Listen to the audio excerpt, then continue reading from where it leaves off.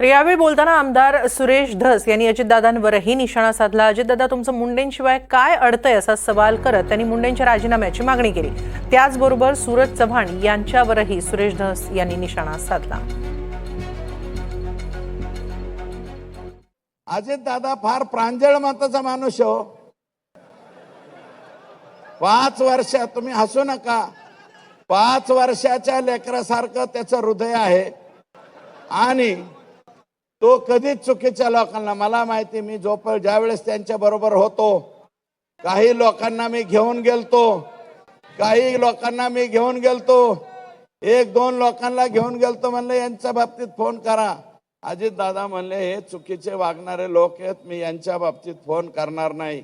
1 वेळा नाही, 2 वेळा नाही, 10 वेळा माझ्या बाबतीत असं घडलं।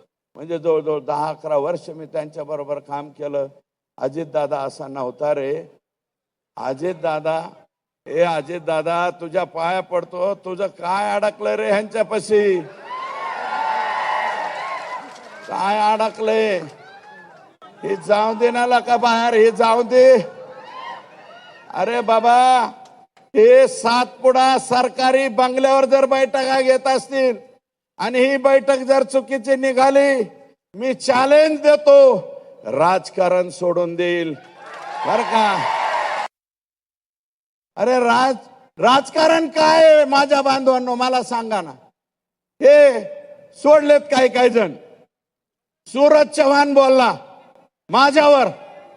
सूरज चव्हाण, अरे तू बालवाडीत सुद्धा नाही अजून, तू माझ्यावर बोलतो। बालवाडीतल्या लेकरांनी माझ्यावर बोलू नये।